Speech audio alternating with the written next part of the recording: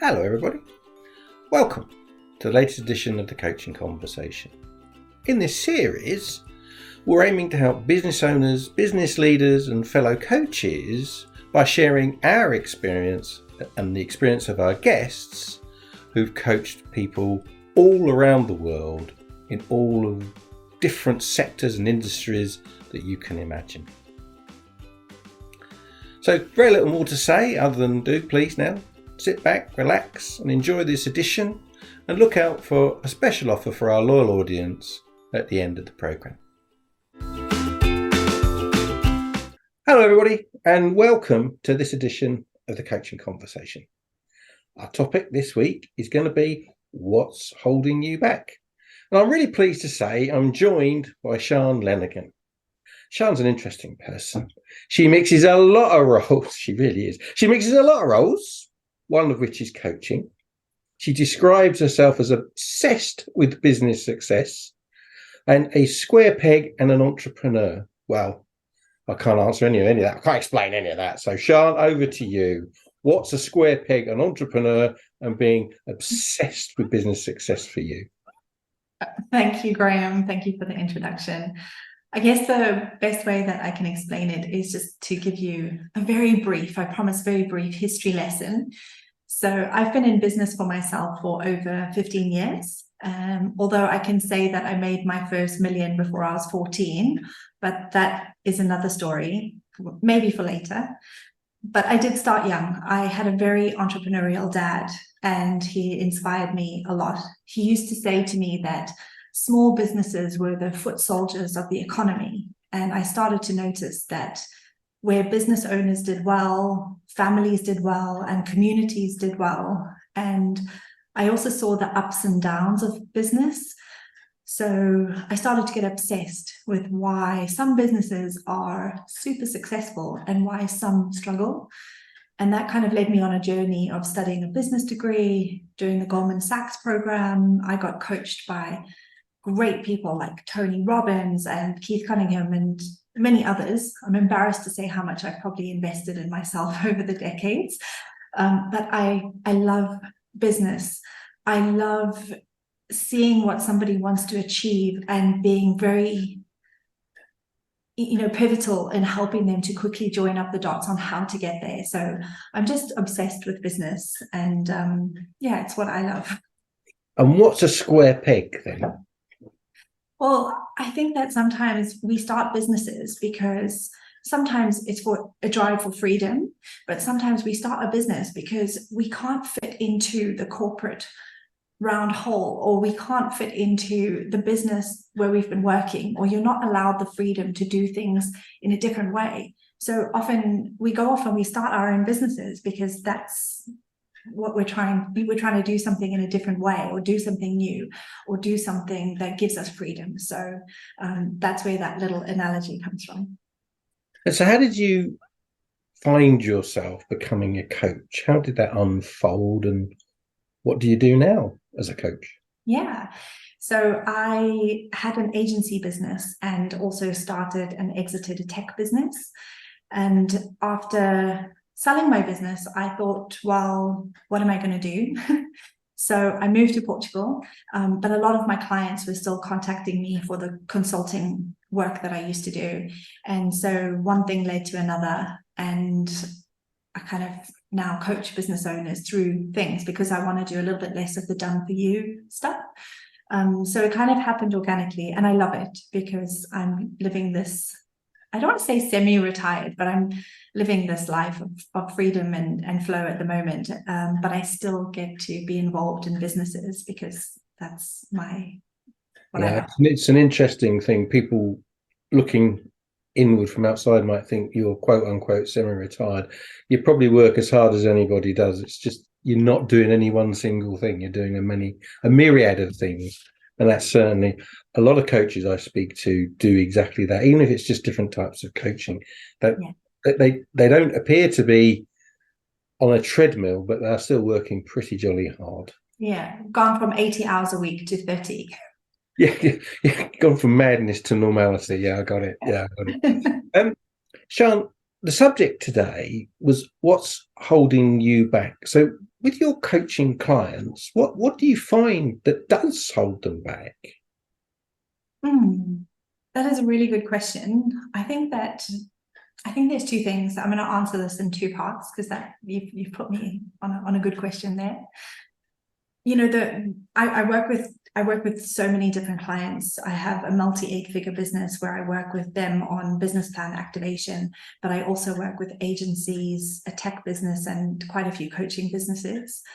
And something that gives all of them heartburn, Graham, is being able to create a roadmap for the business. And what I mean by that is, by the nature of being square pegs and being entrepreneurs, they're amazing at seeing things at 30,000 feet. They're amazing at seeing the vision and seeing where we're going.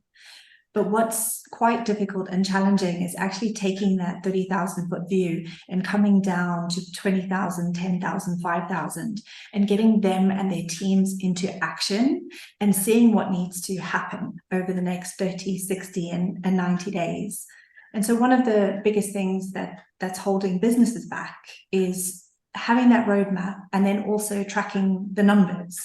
So there's the business side of it, but then there's the kind of personal side of it, because although I'm very much a business coach, I often have to get into, you know, the personal side of things. And we all have invisible elastic bands that hold us back. Sometimes we don't even know that we're there, but we're trying to sprint and we don't realize there's this thing holding us back. And one thing that I think the gurus and the industry kind of put out there is this pressure to have your big why, your big compelling why that's going to pull you into the future. And, you know, when you don't have a big why, because, you know, let's be honest, like some of us are just really passionate about not starving to death. You don't always have a big why. And so when you don't have that, you maybe feel like you're not worthy, or you feel like, you know, there's this external pressure to be a 7-figure business owner or to achieve that mega deal. And actually what's holding us back is having clarity on what you want for your life first. I think that got a bit philosophical, but I think it just comes down to you first and knowing what you want.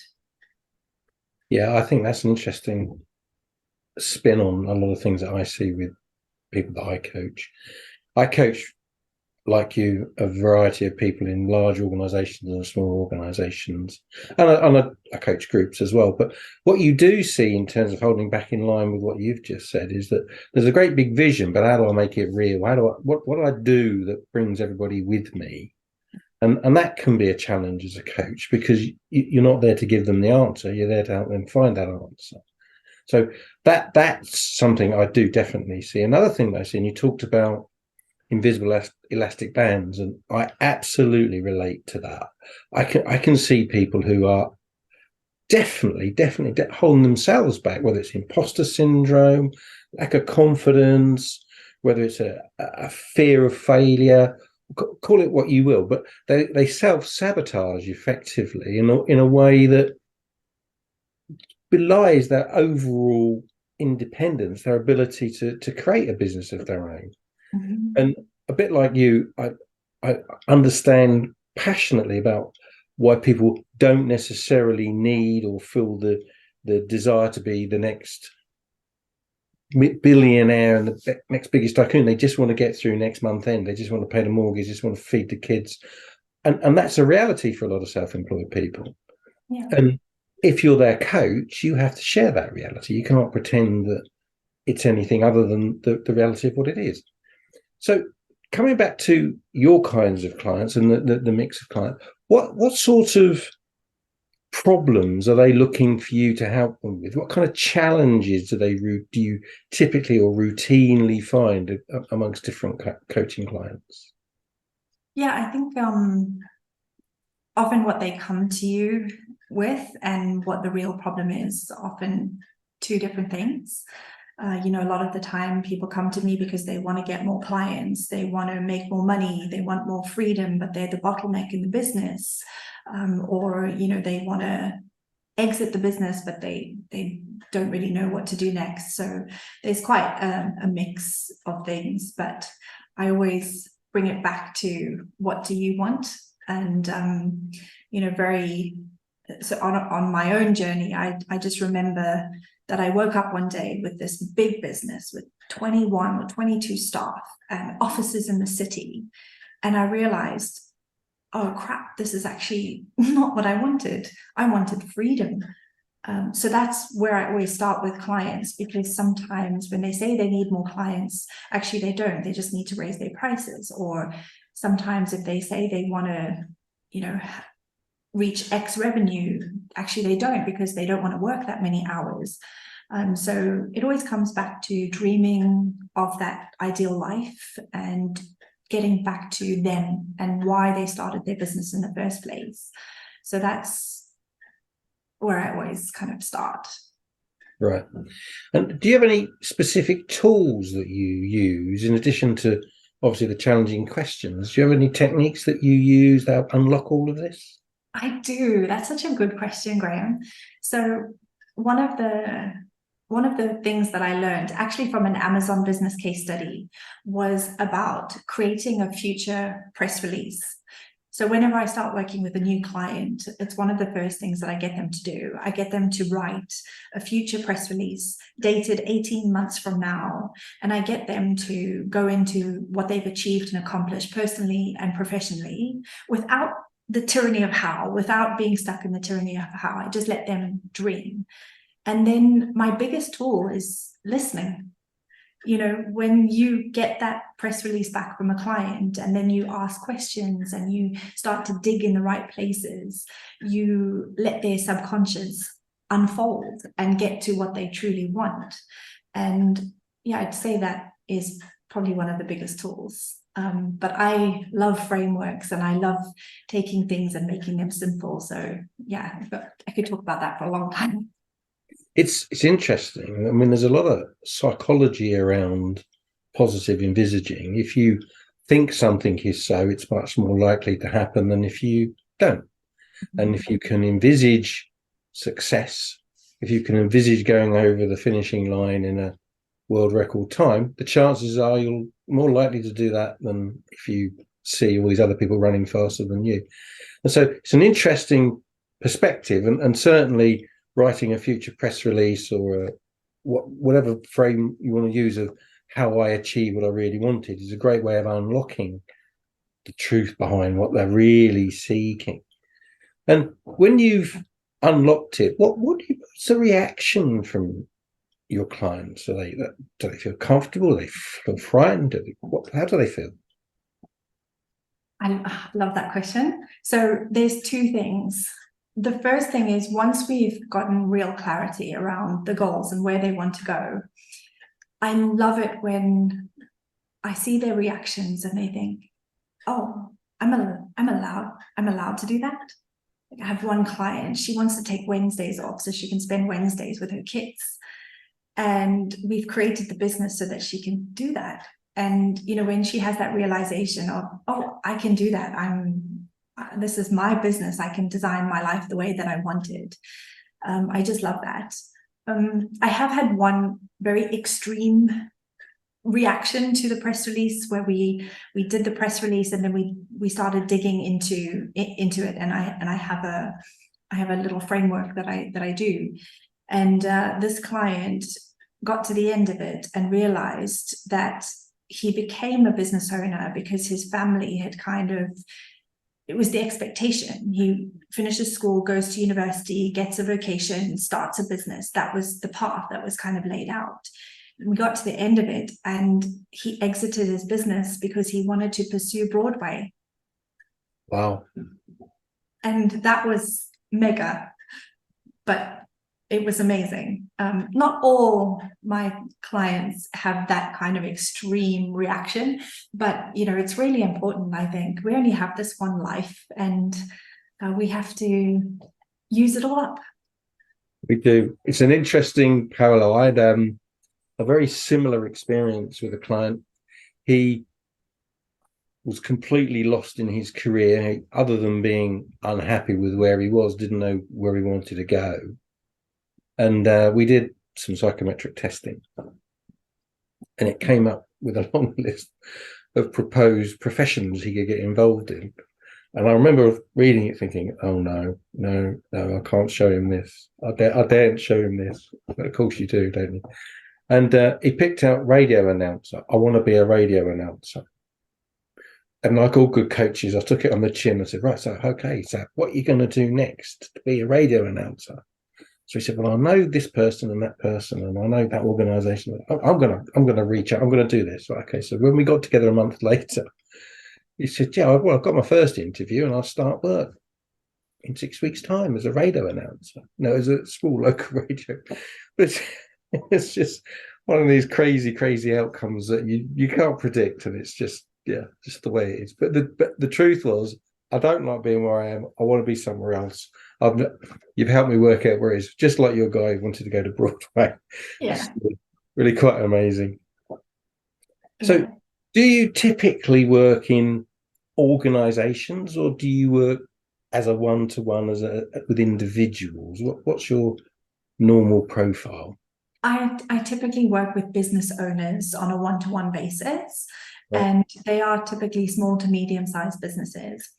But I do take on 3 to 4 projects a year with larger organizations with my business plan activation. A lot of the times big businesses have a business plan, but they don't exactly have the roadmap to get the team and get everybody rowing in the same direction. So, but those projects are quite intensive. So I only do a couple of those a year. So mainly one-to-one coaching with business owners. Right. And do you find that when you've coached, say, the business owner, they refer you to not only other business owners, but to perhaps other members of their team, senior members of their team, perhaps high flyers, or does it only really stay with the business owner?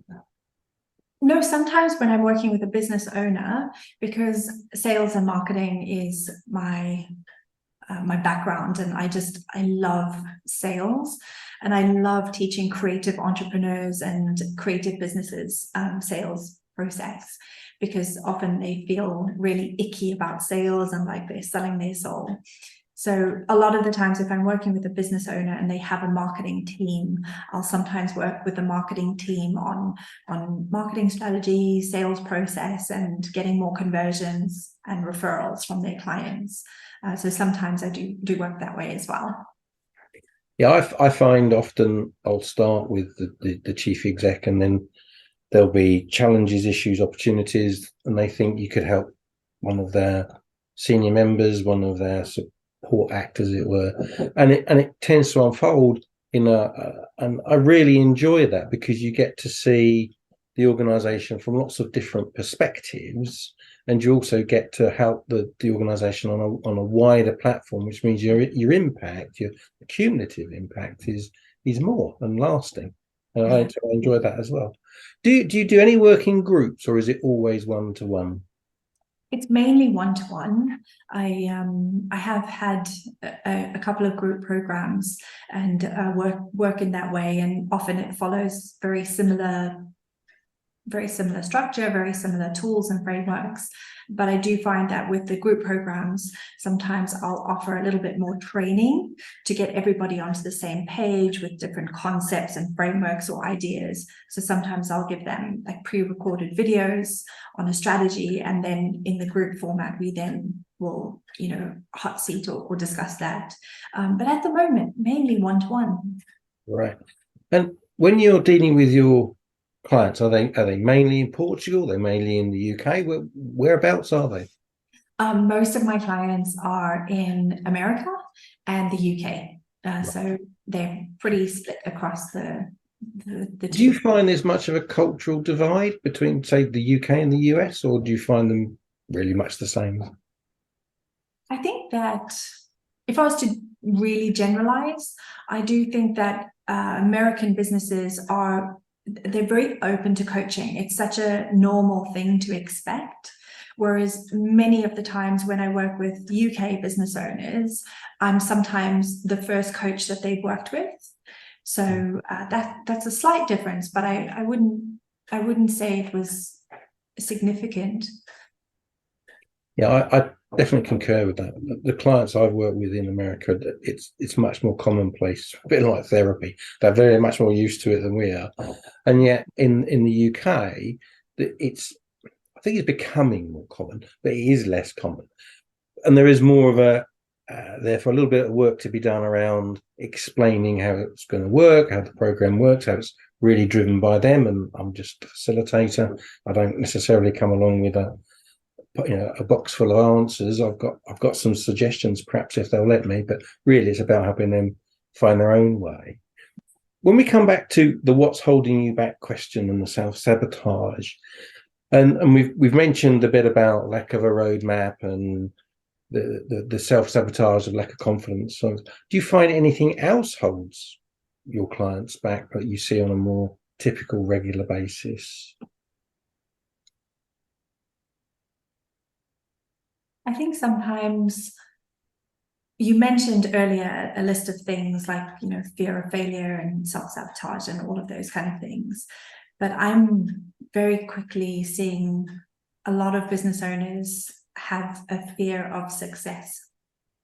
Wow. And it's quite a different dynamic. And I'm working with quite a few clients at the moment where we've dug into what's holding them back. We've dug into the reasons, because sometimes I think you have to find the root and you have to just pull it right out. And the fear of success is coming up in a lot of my conversations. And it's quite a different dynamic because, I've got quite a few businesses where I've recognized a pattern. They reach a certain milestone, a certain level of revenue, and then all of a sudden something happens and something breaks, or they do something and it comes back down again. And I think that breaking through that ceiling is sometimes quite difficult, because I'm not always coaching businesses that are on the verge of collapse. I'm very often coaching businesses who've just reached a plateau and they're stuck. Yeah. So it's a slightly different dynamic. And I would definitely say that if you are in that position where you've reached a plateau and you're stuck, then it's definitely time to speak to a coach. But if you're in a different space and place where you feel like you're on the brink of collapse and you feel like things are, you're at rock bottom, then it's maybe a different kind of support that you need. And yeah, slightly different. Yeah, the plateau piece you see an awful lot, because they're often, I see them working twice as hard as they were previously, just trying to keep the thing rolling. They can't work out why they can't get more success, or they can't get growth, or whatever the challenge is. But it's a very interesting scenario, that, because you do see that I've got this far and I can't seem to get any further. Am I the right person for this? Should I be selling now? Should I be getting out? It's a really, really interesting situation, and it does become a self-fulfilling prophecy. They do end up thinking, if they don't get coach intervention, that they've done all that they can do. And yet people can grow, people do grow, and they can grow beyond what they've done before. They just take, embrace the opportunities, really. They absolutely can, because you've already got some kind of track record at success. Yeah. So there's an element that you know what to do. Sometimes what got you to where you are won't be what gets you to the next level. And I always say next level, new devil, because at your next level of growth, there'll be something else that comes along, and there'll be a different quality of problem. So, having a coach who can help you and kind of work with you through those different stages of problems, because, businesses are like children. And I do not like it when people refer to their business as their baby, because it's not. You should be thinking about your business as an investment. But if I may use the analogy very briefly, a business grows up through infancy, through the toddler stage, teenage years, maturity. And at every life cycle stage of a business, there's different problems and there's different things that you need to address, whether it's systems and processes or your marketing and pipeline. There's different things that have to be worked on. And so, of course, having someone who can show you or guide you through those things is going to help you to get off that plateau that's frustrating. Yeah, it's an interesting perspective. A lot of clients do seem to run out of steam at certain points, and all you've really got to do is to reinvigorate them rather than allow them to believe that they've self-limited, and there's no reason for them to do that. Sian, it's been great chatting with you, getting another perspective on this coaching life and this particular subject of what's holding you back.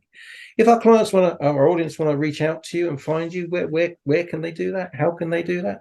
Yeah, thank you, Graham. My website is workwithsian.co.uk, so that's super simple. And you can reach out to me on LinkedIn and connect with me. I'd love to have a chat with anyone and answer any questions. And just love talking about business. You give me half a chance, I'll chew your ear off. Sian, you're going to get lots of people giving you half a chance, I think, from following this chat. Thanks very much, Sian. Thanks, everybody, for listening. Thanks, everybody, for watching. And we'll see you again soon on another edition of the Coaching Conversation. Bye-bye. So, there you have it. The latest edition of the Coaching Conversation. Hope you enjoyed it. Hope you found it useful. And I hope it did what it set out to do. As promised at the beginning of the programme, here is a special offer for you, our loyal audience.